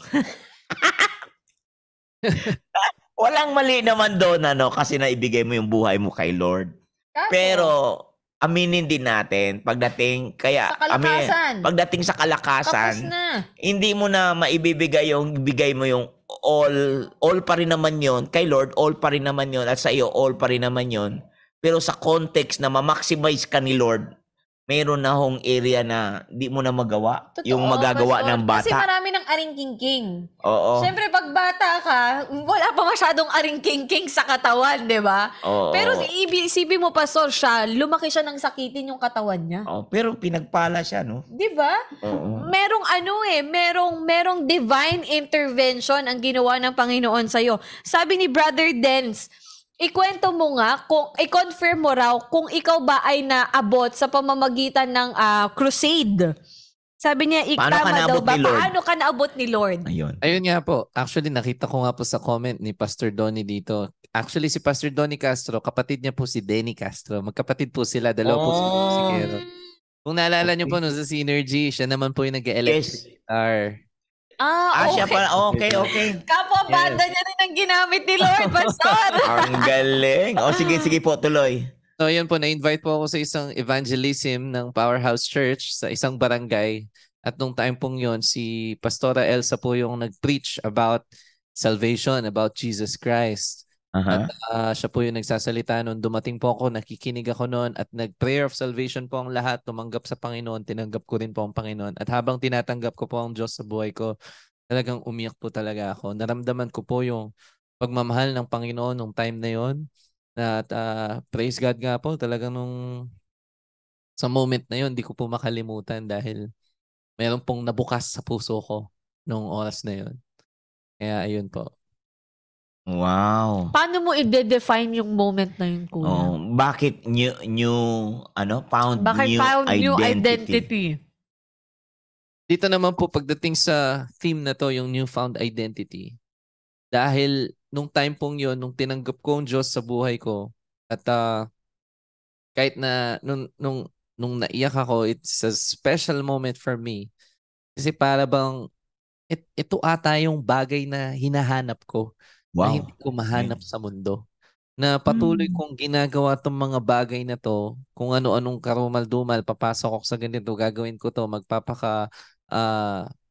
lulong ako sa mga bisyo. Pero hindi yun eh. Wala dun eh. Hindi ko nahanap dun eh. Ginawa ko yun eh. Pero this time, nung pinagdasal ko yung panalangin na yun habang tinatanggap kong Panginoon sa buhay ko, I really felt this love and peace and joy in my heart na I think this is it. Pero hindi ko pa totally maintindihan dahil wala pa akong understanding when it comes to the Bible. Yun nga, may pagka-skeptic pa nga po ako noon. Pero I did it by faith. O sige, papatuloy ako everyday. Kumbaga sa pag-gym nga po, di ba? Yung pag-weights, hindi naman agad-agad, malakas ka agad o malaki ka agad katawan mo. Kailangan mong ipagpatuloy. So nagpatuloy ako at pakonti-konti doon ko naiintindihan kung sino ako sa harap ng Diyos. Yung tunay kong pagkatao na ano pala ako. Ang totoong identity ko ay hindi sa sinasabi ng tao, ay hindi sa kung anong profesyon na ginagawa ko, ay hindi sa abilidad na kaya kong gawin. My identity lies on the finished work of Jesus Christ over my life, that He calls me son. The Father calls me son. And that for me is the best gift that God ever gave to me, that He called me a son. I am a child of God. That's my true identity in Christ.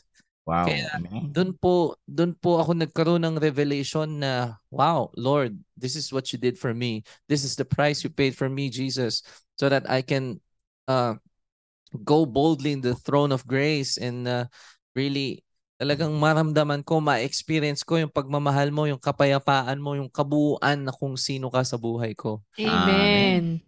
Yun po. Kaya napakaganda po nung shinare ni Pastor kanina, yung Galatians 2:20. Sa buhay ko po, tumatak sa puso ko yun. It is no longer I who lives, but Christ who lives in me, who gave His life for me. Amen. Mm. Yun po talagang tumatak sa buong puso ko na, wow, this is me in Mm. Christ. I am the righteousness of God in Christ Jesus. I am whole. I'm not broken. I'm healed. Also, pagdating po sa healing, dahil galing ako sa kasakitan, Mm. yan po yung identity na binubulong sa utak ko na ikaw, sakitin ka, ganito ka. Sa mga nangyari po na kwento nyo sa mga na-interview nyo po nga, no, na ayun nga, yung mga pinaggalingan niya. I think hindi na po ako pinaabot ng Panginoon doon sa mas lumalim pa yung sitwasyon ko dahil gusto niya na akong protektahan talaga. Kaya hindi na lumalim yung experience na ganun. Kaya, Binakuran ka na. yeah, binukuran na po ng Diyos. Hindi niya na akong Yes. pinakawalan. Tapos, Oo. ayun po, doon ko po naintindihan ang pagiging anak ko, pagiging anak, kung paano paglingkuran ng isang ama, ang Diyos. At yun pong time na yun na I was broken, wala na akong matakbuhan, tumakbo ako sa ganito, pinuntahan ko si ganito, pumunta ako sa ganyan, ginawa ko to, pero walang nagwo-workout. Noon pong time na yun, yun talaga, tinaas ko yung kamay ko sa Diyos at sabi ko sa Kanya, ito na yun, buong buhay ko, I will surrender my life to you, I will serve you, and I don't know what will happen, hindi ko alam kung paano, anong gagawin mo sa buhay ko, pero sige, I will commit my life to you. That's what I did noong time na talagang rock bottom, all else fail, wala na akong tinakbuhan. Talagang finilter ng Diyos lahat ng mga choices ko, ng mga options ko, na siya lang talaga ang pipiliin ko. At praise God po, yun po ang ginawa niya sa buhay ko. Yun po yung inalaw niya sa buhay ko. Hallelujah, sabi ni Brother dito. Denny. Brother Denny. Ito na yun. Mm-mm. Basahin mo nga na. Sabi niya, sorry Pastor, nawala sa akin. Sabi niya yung naalala ko po, naka-work ko po Si Wayne. Sige, diretso. Tapos, madalas na po ako mag-share sa kanya every session gig. Na-imagine ko na paano if maging worship team pero yung itsura niya parang di nakikinig. Pero nag-grow pa rin yung word hanggang sa nag-attend na siya. Ngayon, leader ko na po siya sa worship team. Blessing po sa amin at sa maraming peeps. Wow! Ibig sabihin, sipin mo, Pastor, ikaw ang nagtanim pero dumating yung tinaniman mo, naging leader mo na. Hindi, Grabe! Sa Bible, wala namang pagkakaiba yan. Di ba? Nung si Pablo, nagkaroon ng encounter kay Lord, si Barnabas naman talaga ang nag-alaga. So imaginein mo na ang pagkakaiba ni Paul at ni Barnabas, ang layo. Oo, 'di ba? Sinong na-maximize ng gusto ni Lord? Si Paul kumpara kay Barnabas. Kaya hindi mo pwedeng ilagay talaga sa box si Lord na ito yung gusto ng grupo mo, ito yung gusto ng team mo. Hindi, tayong lahat talaga ang papasok sa programa ni Lord. Totoo, Pastor. Oo. Itong batang ito ang galing ng pagka-design ni Lord. Oo, Pastor. Binakuran siya ni Lord kasi ang daming buhay na kabataan, anak, Wayne, na naghihintay, nakatagkagaya nyo na naghihintay na ganyan din ang nangyari sa iyo. Tsaka salamat din, Pastor, sa buhay ni Brother Denny, no, na hindi tumigil. Isipin mo, Hindi nagsawa. Before dumating yung moment ng crusade, may nagtatanim na ng salita ng Diyos sa puso niya. Amen. Kumbaga, nag-start, nasimulan na magkaroon siya ng unti-unti yung tenga niya at yung puso niya mag-open pa unti-unti para ma-receive niya kung ano yung gusto ng ma-receive ng spirit niya nung dumating yung moment ng Hindi lang yun, anak. Kaya lalong na solidify yung galaw ng Diyos kay Wayne kasi yung nanay naniwala. Yun Yung after, Pastor. Oo, yung nanay niya. Mm-mm. Ay, yung nanay niya. Kaya alam mo ba, lalong nasusolidify yung word. Amen. No, nalalakaran yung word kasi yung nanay naniwala. Mm-mm. Amen. Resulta ng paniniwala, resulta ng pananampalataya niya, Pastor. Meron talagang do at may naging result. Ayan. Ikaw ba yung firstborn sa spiritual sa pamilya mo, Wayne? Actually, ito nga po yung plot twist niyan. O sige, sige. At napaka-interesting po ng kwentong ito. Okay, Si sige. Bishop Eric po, yung head pastor namin, Opo. senior pastor namin dito sa Powerhouse Church. O sige Yung po. bahay po namin, kung saan kami nakatira ngayon, yung harap po ng bahay namin, yun po yung Mhm. Bible school nila. Oh. Bishop Eric. So hindi pa po ako pinapanganak, nag-aral na siya doon. Oh, So ang nanay ko wow. po, dahil yun nga po, yung nanay ko nandun siya that time, nakatira siya doon. Wala pa po ako, hindi pa ako sinisilang.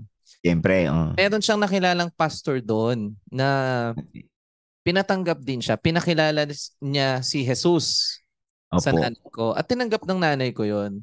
Pero ang nangyari nun, dahil bata pa nga din siya, may mga gawa pa siya nun. Actually, Uh-huh. mga ibang religious practice, ginawa niya rin after Uh-huh. that. Pero nung time na po ako, sinilang na ako, 20 years have passed. Parang, Uh-huh. para bang si Isaac, si Abraham at si Sarah hinintay yung promised son na 20 years. Yes, yeah. Sino na yun? After 20 years, nung napunta po ako dito sa Powerhouse, kinuwento ko po yun sa senior pastor namin, yung Antioch Bible School po kasi yung pangalan. Yung Antioch Bible School po, harap po ng bahay namin yun. Sabi ko sa kanya. Tapos ayun po, nung tinanggap ko si Jesus sa buhay ko, at ayun po, siguro nakita ng nanay ko yung pagbabago and all. Kaya pati siya na-curious na rin siya at sumama na rin. Kumbaga yung seed na natanim sa kanya 20 years ago, nagbunga siya simula nung napunta ako dito sa Powerhouse. Pero kung tutuusin, siya talaga yung nauna. Oo nga, oo. At tas ayun po, nakaka-amaze lang po dahil yun nga, yung senior pastor namin, nag-aral siya sa Bible school na mismong harap ng bahay namin. So it has to mean something. God is Yeah. really working from that. God made me realize na, wow, Lord, wala talaga akong katakas. Yung mismong sa harap ng bahay namin. Kasi growing up, lumalaki po ako noon. Nung sinilang naman na ako, tapos na po nung sinilang na po ako, dahil computer shop po yung bahay namin noon, di ba?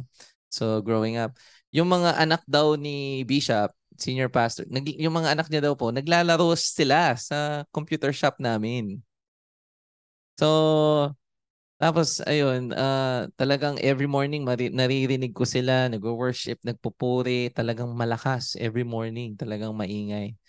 Kaya parang I believe na nakasagap po ako ng anointing na yon sa pag-worship nila doon nung time na yon, na habang nag-aaral sila doon, nasagap po sa akin yun at yung seed pong yun nag-grow sa akin.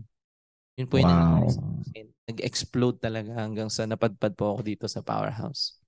Oo, so ang una pala ang nanay mo, pero una kang tumugon. Parang ganun. Oo, Parang ganun. So, ibig sabihin yung nanay niya ang walang takas kay Lord. Nanay niya ang walang, Kasi yung nanay ang una eh. Okay. Diba? Yung nanay ang una. Nabanggit niya pa yung pastor, si Amor Dipas. Diba? Oo. So yung nauna yung mami mo yung nauna, kaso gumawa ng kwento niya. Yeah. Diba?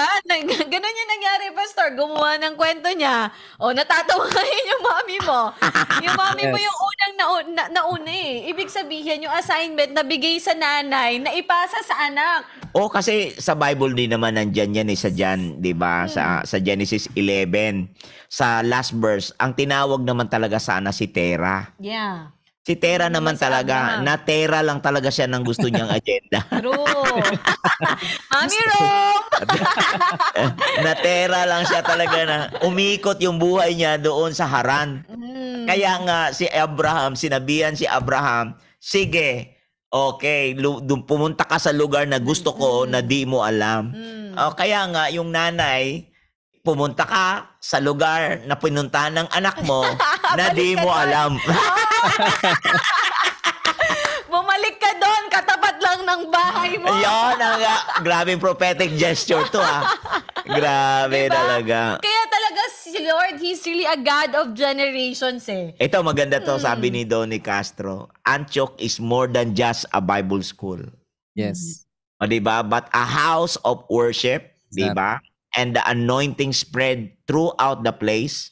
Hallelujah. Kaya nakasagap ng frequency si Wayne doon. Ito, Pastor, sabi ni Pastor na May, gusto kong ma-interview ang mami mo, Brother Wayne. Gusto raw ma-interview ni Pastor May. Ano ba ang kwento ng iyong ina? Ay, nako, Pastor, ito, aabangan ko to. Oo, abangan Kasi ko rin yan. matindi eh. Matinding pangyayari eh. Yari ang demonyo niya. Oo, yari talaga ang demonyo kasi matagal, Pastor, na pinaikot ng kaaway eh. No? Oo nga. Buti na lang dumating. Dinilay ng kaaway. Oo, dinilay ng kaaway. Kasi nagsimula talaga dapat sa magulang eh. Tinakpan ng pangyayari para wag mangyari yung kalooban ni Lord. Totoo, Pastor. Tinakpan ng pangyayari ng mundo. Buti na lang tumugon yung anak. Buti na lang. Salamat sa Diyos. Hindi naghuli ang lahat, Sister Rome. Kasi bakit? Sa huli pa rin, ayan. Dahil na naiwasan, inilagan mo, ngayon sumunod ang anak mo, tangay ka na rin. Oh, di ba? Grabe. Wayne, makasingit konti pa ha. Yung ang daily life sharing ay naipanganak sa verse na ito, sa 2 Corinthians 3:2. Na ang salita ng Diyos ay hindi lang nasulat sa tabletang bato, kundi na isulat, na iukit sa puso ng tao na nakikita ng lahat at nababasa ng lahat. Kaya daily life sharing to. Now ngayon, makikita mo yung isa pang verse na binigay ni Lord sa akin yan, bakit na ipanganak ang daily life sharing, ay walang iba kundi yung Luke 19:13, occupy earth until I come. Occupy earth until I come. Kaya lalong lumalim sa akin yung powerhouse at naging house of power. Amen. Oo, hindi lang powerhouse, kundi naging house of power. Thank you po, Bishop Eric. Pagpalain pa kayo lalo ni Lord ng kalusugan. At narinig ko na si Bishop Eric ay niligtas din ni Lord sa COVID. Amen. Yes. Oo, pakinggan ko yun doon sa Synergy na yun. Niligtas din sa COVID. At talagang purihin ni Lord. At ito na, Brother Wayne. Oo, kausapin mo nga ang ating mga viewers, no? Kausapin mo nga ang ating mga viewers kung ano ang mga sikreto na ipinahayag sa iyo ni Lord at ihayag mo ngayon sa mga taong nanonood para sila ay mainganyo din sa Diyos na nakilala mo, sa Kristong nakilala mo. Amen. Wow. How could I start? Si Jesus po sa buhay ko, He's my all in all. He's my Redeemer, my Savior, my Healer, my Provider. He's my everything. Siguro po ang nais ko lang ma-share is about this newfound identity in Christ that I have. Simulat sa pool na I was growing up confused. I was growing up without having an identity over my life. Go with the flow lang sa mundo. Pero simula po nung nakilala ko ang Diyos sa buhay ko, everything has changed over my life. And God gave me really a great understanding of who He is over my life. Kung sino ako sa paningin niya. Kumbaga, I am who I am in the sight of God. I am who I am on what the Word of God is saying. So everyone who is listening, dito po sa live stream na to, sa daily life sharing, you are who you are in Christ. You are not your past. You are not what your mind is telling you. The voice in your head is not you. You are who you are in Christ on what the Word is saying. Amen. That's your true identity in Christ. You have an inheritance. You are a child. You are a daughter. You are the son of God. Kamatch mo si Kristo. Sabi nga di ba? Wow. In Him we live and move and have our being. Especially right now, we have received the Holy Spirit in us, the power. Even Jesus said and mentioned that greater and these things that I do, you will do greater things. Sabi ni Jesus. More Kaya, than this. ito po yung nag-uumapaw ngayon na biniyayaan ako ng Panginoon sa ganitong understanding at patuloy na nag-grow. And He has blessed me with so much. Number one po, yung talagang maintindihan ko kung sino ako, that I am anointed as well by the grace of Wow. God. He has Amen. anointed me to preach the gospel. He has anointed me to set free of those who are captives. He has anointed me to share the word to all people that who are in need. So that's who you are in Christ. That's who we are in Christ Jesus. Amen. Tayo po yun. That's our whole identity. You are full, you are complete, you are not broken. If you are in that situation that na parang you feel like you're broken, it's just the lie of the enemy telling you that you are. Even if you feel that there is sickness among you, you are a healed person being attacked by sickness, but you are healed, di ba? So that's the identity that we carry right now in Christ Jesus, na even sa mga young people that we share as well, sa mga tao, especially for those who have experienced what I have experienced, being fatherless and absentee parent and all. There's a great father who loves you, who cared for you. Wow. And Amen. there's a great father who gave his only begotten son, who loves you so much that if you ever believe in him, if you will believe and accept him with your whole heart, he will give you a promise, and that is eternal life. So, yun po, God is so good and gracious. Sabi nga po sa Bible na nabasa ko rin kanina lang, actually na-recall ko lang, sabi nga sa 1 Corinthians 15:10, but by the grace of God, I am what I am. And His grace toward me was not in vain. Sabi niya, it's all Amen. because of the grace of God that where I am right now, He has put me in this place. It's not about my earthly possession, but it's about my heavenly position of who I am in Christ. That I am a citizen of heaven. I am an ambassador of Christ. I am anointed, and that's who I am. And I just pray to everyone who is listening to be na ma-encourage lahat na ito tayo sa harap at sa paningin ng Panginoon. Amen. And that's what we will continually share to other people as well, sharing that and we are all called to be a worshiper as well, a worshiper of God. That's lalo na yun nga po si David. He's very close to God. He's a man after God's own heart, di ba? Kaya kahit na seemingly nung time na nahulog siya, but he has a very humble heart. He had repented and talagang nagpatuloy siya at inacknowledge niya yung mga kamalian niya.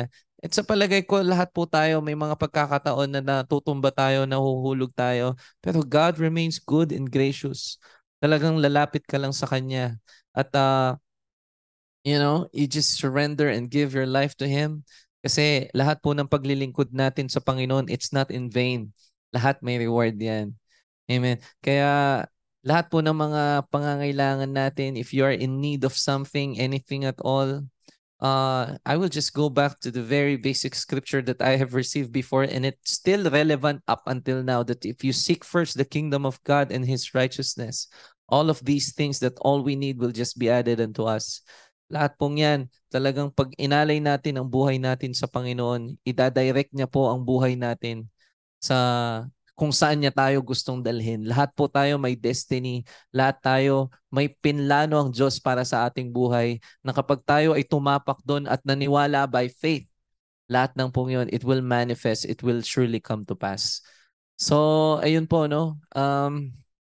Yun lang po ang gusto kong nais ma-share sa lahat ng mga viewers this afternoon. I hope everyone is encouraged as well. At magpatuloy lang po tayo sa Diyos.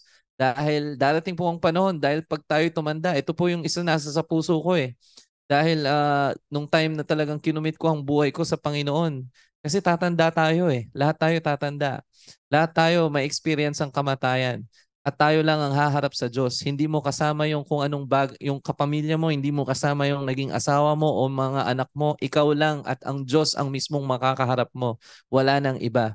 Kaya it is a very joyful thing for me na talagang paglingkuran ng Panginoon at maintindihan ko yung pagkaanak ko sa Kanya, that I am a son of God and at the same time I am a servant of God.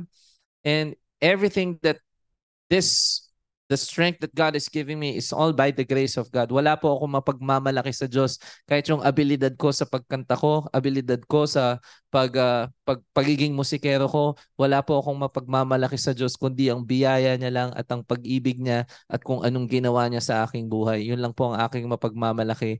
Kaya purihin po ang Diyos sa bawat isa na nanonood, nakikinig. Purihin po ang Diyos sa bawat isa. Yun lang po. Maraming salamat to Amen. God. Amen. Be the glory to God, be the glory. Amen. Grabe. Salamat sa Panginoon sa pagtugon mo, Brother Wayne. Sa pagkatawag ni Lord, mukhang handang-handa na. Ordination na lang, Pastor, ang hinihintay ata ni Brother Wayne. Maraming buhay ang maipipihit balik sa Diyos sa buhay mo. Amen. Wayne, be ready. Amen. Maraming. Balik ka lang sa word again. Book by book. Read it. Amen. Kasi magkapareho tayong musician. Magkapareho tayong worship leader. Magkapareho tayo. Pero dumating ako sa punto nung bata-bata ako. Na-challenge ko yung sarili ko. Ang challenge ko ganito, paano kaya pag inalis sa akin ng gitara?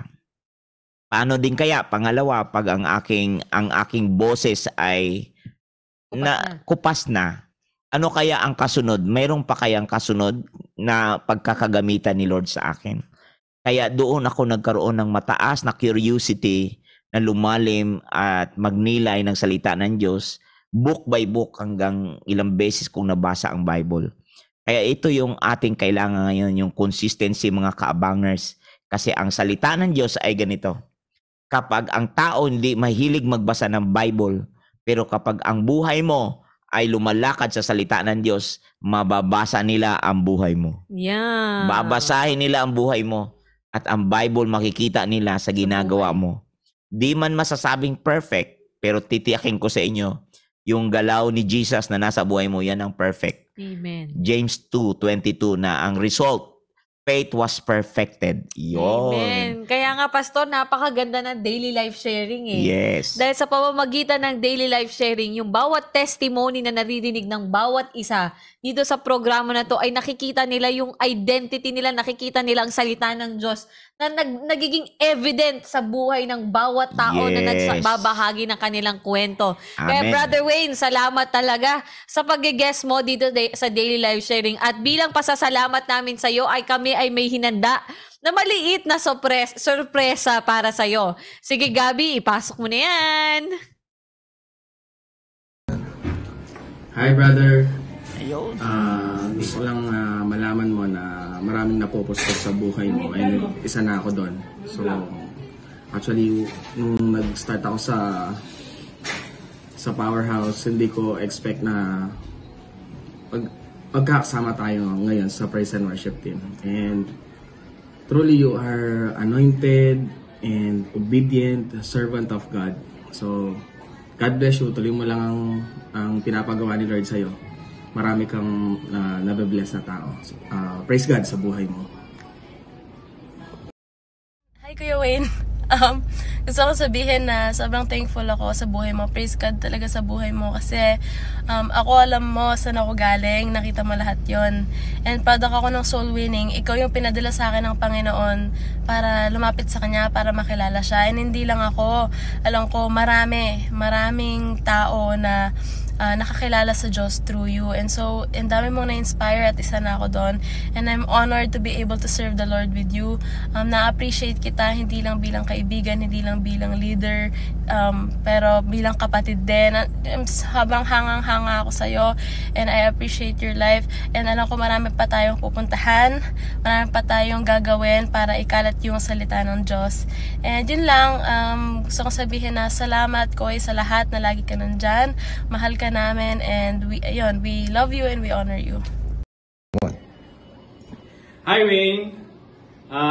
Nakaka-bless yung buhay mo actually, and thank you for saying yes to your call to God, and thank you for serving with us in Powerhouse and even to the people of God. And I pray na talagang mas lumawak pa yung influence mo in the areas na talagang hindi mo pa talaga nakikita sa buhay mo, so that God can continually use you for His glory.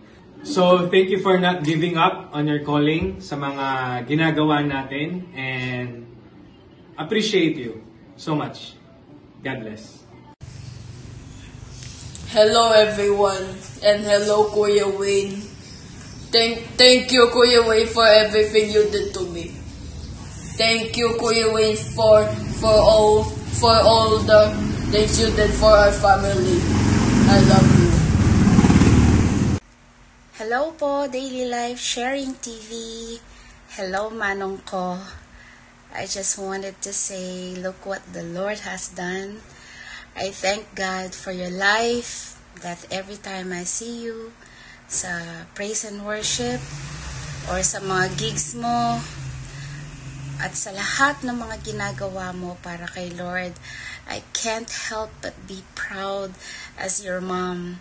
Marami na tayong pinagdaanan. We had our ups and downs. Pero salamat sa Lord kasi binago niya ang mga buhay natin. Naniniwala ako na patuloy kanyang gagamitin for His kingdom, to encourage, to be a blessing, and an instrument to change the lives of every individual na makokonek sa'yo through your anointing and your voice. You have many great days ahead of you. You have so much to offer, anak ko. So just always remember, I am always here for you, and Mama loves you so much. Hi, Wayne, to the love of my life. Naiya ako. Una-una sa lahat, I just wanted to let you know how amazed I am with your commitment to the Lord. Commitment in serving the Lord. Na literal nakita ko, hindi talaga siya nakabase sa nararamdaman mo or emotions mo. To the point na kahit masama yung pakiramdam mo or nagkakarak yung boses mo, very determined ka pa rin na gawin at ituloy ang pinapagawa ni Lord sa buhay mo. To the point na sasabihin mo sa akin na hindi, kaakit ko doon, magkakaroon ako ng boses. Na-amaze talaga ako na you are really a true worshiper off-screen and on-screen. And as a partner, I'm really, really grateful na binigay ka sa akin ni Lord kasi napakabait mong tao. You really live out the Word of God. You don't just teach it, you don't just preach about it, but you really live out the Word of God. How you really base every decision according to the Word of God. Yung mga arguments natin according to the Word of God. Yung mga plano natin according to the Word of God. And sobrang grateful ako na ganun yung partner ko, na naintindihan niya yung desire din ng puso ko is to serve the Lord, worship the Lord, do the kingdom of God together. And yeah, thank you, Wayne, for everything. I love you so much. Bye!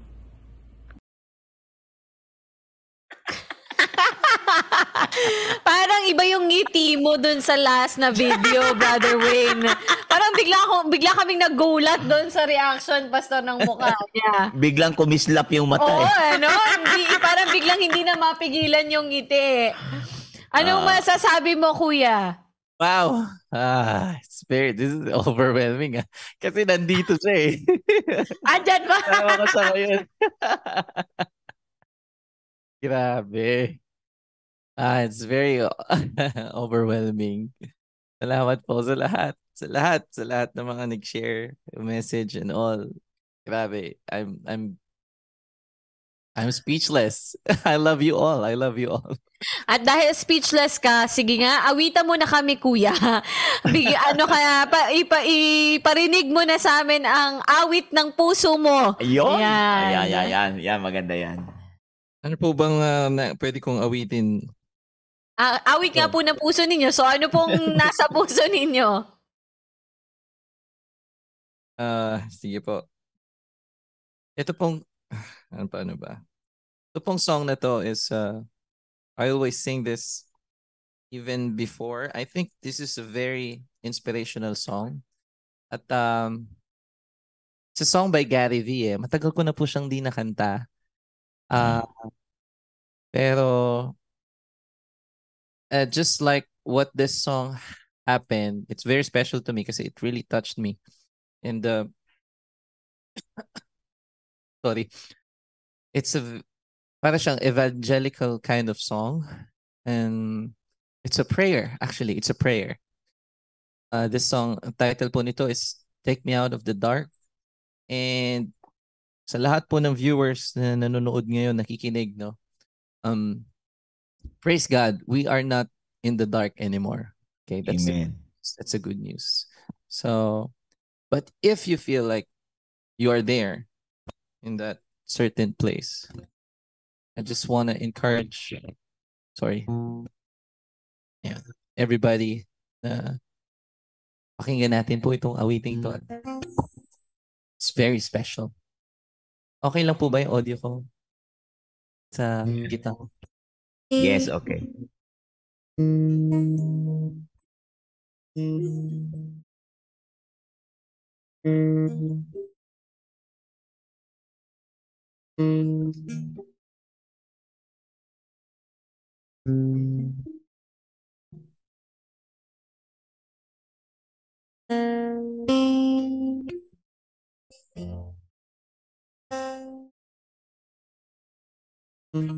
Just what is it in me?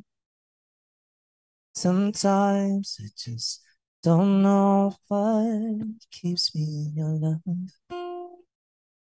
But you never let me go.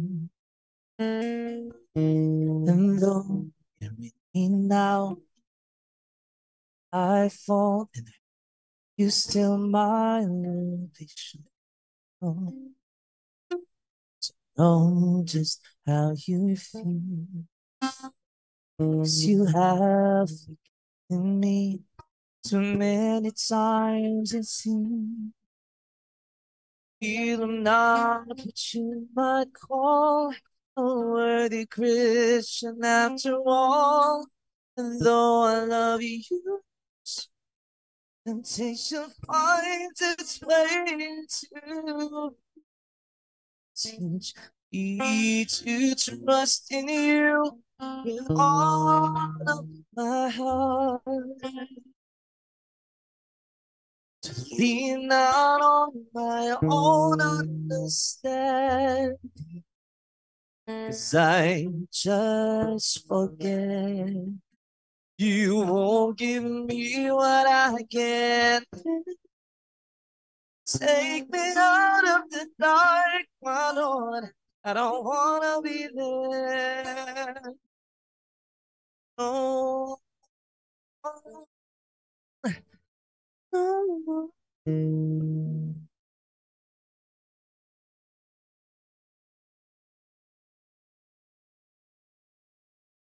You've never left my side. You gave your hand to me to hold. Oh, Jesus, I'm no longer in the cold. And yet I leave you there when I feel satisfied. I'd like to thank you every day, not only when I feel this way. I've never known a man would give his life for sinners like me. And yet because he loves us so, he's promised us eternity. And we can have that promise and his. We have faith and just believe. Teach me to trust in you with all of my heart. To lean not on my own understanding, 'cause I just forget. You won't give me what I can't bear. Take me out of the dark, my Lord. I don't wanna be there. No. Oh, my Lord.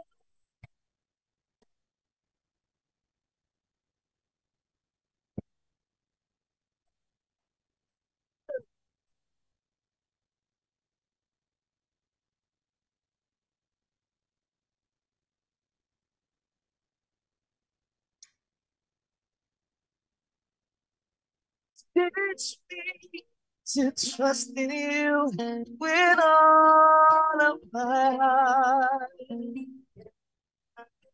To lean not on my own understanding, 'cause I just forget.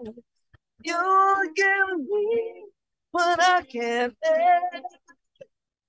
Take me out of the dark, my Lord. 'Cause I don't wanna be alone. No. Take me out of the dark. I don't wanna be there. No. No. No.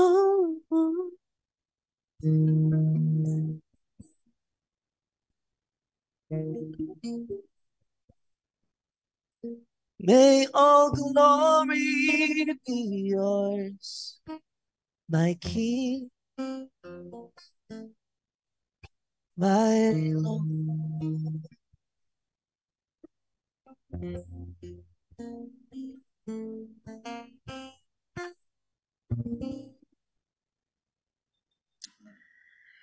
Hallelujah. Praise God. Wow. Matinding boses yan. Pastor, hindi lang boses yan. Talagang binakapan ng Panginoon ng anointing. Oo nga, Grabe, boses no? na sinamahan ng presensya ni Lord. Binakapan ng transformation, no? Sabi ni Juvencio Aguilar Grabe. from Melbourne, what an awesome gift. Oh, Praise O, God. diba? So, wala na tayong sapat na oras. At salamat, Wayne. At purihin ang Diyos sa buhay mo. At marami pang buhay ang makakakilala kay Kristo sa mga manonood nito. Buksan nawa, maging willing lang silang maniwala sa Kristong nakilala mo.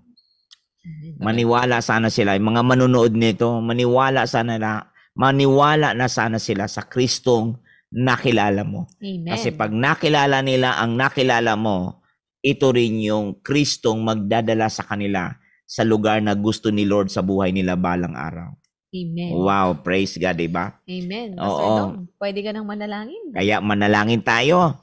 At salamat syempre sa buhay ni Bishop Eric Domingo. Salamat po sa iyong generosity. Salamat sa pinayagan mo kami na ang iyong mga anak diyan ay talagang magpagamit sa ministeryong ito. Yeah. At alam ko na maraming buhay na magdadagdag sa church nyo. Maghanda po kayo. Kasi hindi lang yan powerhouse, kundi that house will be the power of any person na tutungtong sa lugar na yan. Amen. At Amen. makilala nila ang Kristong nakilala Harvest ninyong of lahat. souls, Pastor Yes. Dong. Grabe. Let us pray. Panginoon, maraming salamat po. Panginoon, itong powerhouse is not just a house, the powerhouse, but a house of power. Amen. Where people can see you, Lord, can meet you, Lord, there. Amen. And they would experience your supernatural, Lord, at ang supernatural became natural to them. Lord. Lord, salamat po sa blessing mo sa buhay ni Wayne, o Panginoon. Amen. Cuevas, Lord. Francis Wayne Cuevas. Thank you, Lord. Lord, i-bless mo rin ang buong pamilya niya, sambahayan niya, mga kasamahan niya. At Lord, salamat po sa iyong abot-abot na bukas na langit na pagpapalang bumubuhos sa kanila. Purihin ka, Lord, sa mga tao ding makakapanood nito at makakilala din sila sa iyo dahil magpapakilala ka sa mga taong manunood at mararanasan ka rin nila, Lord. Salamat, Panginoon. Ang lahat ng ito ay aming pong pinasasalamatan, Ama, sa pangalan ni Jesus at sa tulong ng banal na Espiritu at pangunguna. In Jesus' name. Amen. Amen. Amen. At amen. Mga ka-daily life sharing, maraming salamat po sa pagsubaybay at pagsama sa atin ngayong hapon. Mga pinagpala po talaga tayong lahat sa mga kwento na naririnig natin. At bukas, syempre, may panibago na naman tayong aabangan sa pamamagitan ng buhay ni Sister Mary Joy Rodio. Ang title natin tomorrow ay Journey with Jesus. Amen. Yan, panibagong kwento na naman ang mapagpapala sa ating mga buhay bukas. Amen. At mga kaabangers, wag nyo rin pong kakalimutan, mamaya ay magla-live ang ating kapatid na si Chenania Lydia Campoy dahil siya po ay kumakanta. Kasulukuyang kumakanta ngayon sa Melbourne Festival. Maagang Paskuhan ng mga Pilipino sa Melbourne. Kaya ipopost at i-share po natin ang kanyang magiging performance. Kaya subaybayan po ninyong lahat. Ayan. Amen. So, at ito po si Pastor Dong Campoy. Habang si Kristo ang nakaupo sa kanan ng Ama, hindi po tayo pagkukulangin ng Diyos. Amen. Kaya magandang hapon po at magandang panahon sa ating lahat. Bye-bye po. Bye-bye po and God bless us all. Bye-bye. God bless po sa inyo lahat.